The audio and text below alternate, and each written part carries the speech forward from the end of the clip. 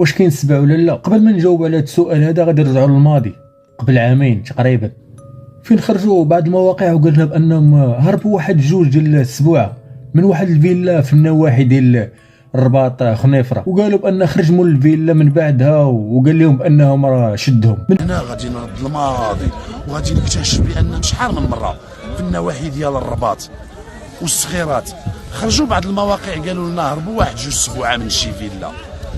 خرج السيد مول الفيلا قال لك صافي شديتهم، لكن ما شد واحد وخاف من المخزن ديك الساعه وواحد هرب له.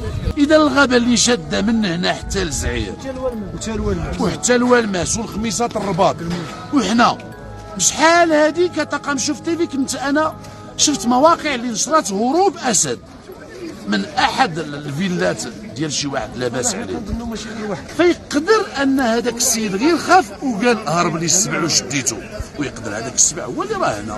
بين الحوايج اللي اكتشفت ملي كنت كنقلب في هذا الموضوع هو ان فكره ديال كاين سبع في ديك المنطقه هي فكره رائجه بين سكان المنطقه من شحال هذه، هادشي حسب تصريحات الناس ديال المنطقه. ولكن مؤخرا ملي خرجت ديك البنت اللي قالت بان كانت كترعى الغنم ديالها وهجم عليها السبع كيف ما كتقول، هنا في الفكره عاودت حياه في داك الدوار، وهادشي اللي طرا للبنت خلق بزاف ديال الرعب وحتى الجدل بين السكان ديال الدوار، حيت كاين اللي كيقول هادشي غير تخربيق.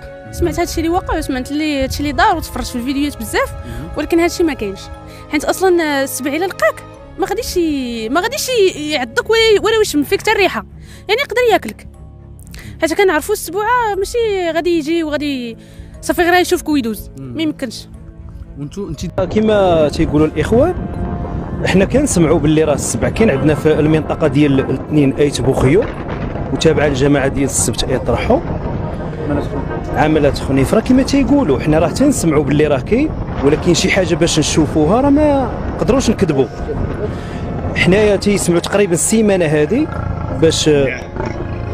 باش كيقولوا باللي راه السبع راه كاين، ولكن من بعد السيمانه تيلقاو السبع واكل عاض البنت، عاد مشاو عيطوا على الدراري، مشاو جابوا البنت لقاوها معضوضه وداوها للسبيطار، من بعد ردوها. وشحال من واحد دابا تيقول لك راه السبع كاين سبع حنا ما عمرناش فيناه، ولكن اغلبيه ديال القبيله ديال الاثنين ايت بوخيو تيقول لك راه السبع كاين، حنا شي حاجه ما شفناهاش.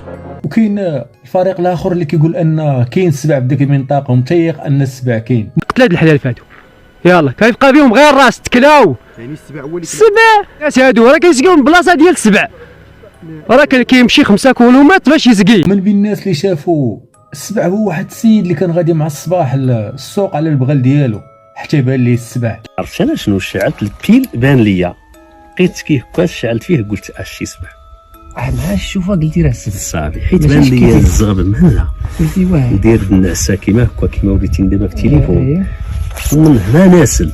كيفاش بنادم قدر يعرفوا في داك الظلام انه السبع؟ من النظره الاولى عرفوا سبع اولا مع هز عينيه عرفوا سبع، يعني هذا الشيء شويه كيلعب لنا على الدماغ ديالنا وكيدخل فينا الشك بان هذه الهضره هذه كذوب ولا اساس لها من الصحه. وقال بان هز البيل وداروا السبع في عينه ومن بعد السبع هرب. هادشي غريب وعجيب، تصور الكلب اللي درتي ليه البيل في عينه وما غاديش يهرب، والمش كذلك، فما بالك بالسبع؟ ديك الكاريزما ديالو وديك الشخصيه ديالو، هو ملك الغابه غدي ليه البيل في عينيه غادي يهرب. بعض الناس بلغوا بهجوم جديد ديال الاسد بخنيفره، وهادشي غادي يرجعنا للتصريح ديال البنت اللي شافت السبع وعضها في رجليها. هادشي اللي فاتوا جماعه السبت يطرحوا، ودابا كشف فريق امودو على بلاغ بان السبع هجم على قطيع ديال الغنم، وهاد الناس كانوا 4 ديال السكان المحليين اللي عطاو بالتدقيق المواصفات ديال السبع اللي شافوا، وهادشي اللي خلى يكون استنفار امني وحملات تمشيطيه بين السلطات والوقايه المدنيه وعناصر الوكاله الوطنيه للمياه والغابات، فين اكدت مصادر اسبريس على نفي وجود اي دليل ملموس على وجود اسد بخنيفره. في الاخير بغيت نقول يعني اي انسان على وجه الارض دابا ولا عنده التليفون او الهاتف الذكي، يعني ممكن اللي شافوا شي واحد يصوروا، حيت لا صورتيه غادي تبدل المجرى ديال الاحداث، وبنادم غادي يتحول من ناقد او لا مؤيد او لا مكذب هذه النظريه ديال وجود السباع ترجع للحقيقه.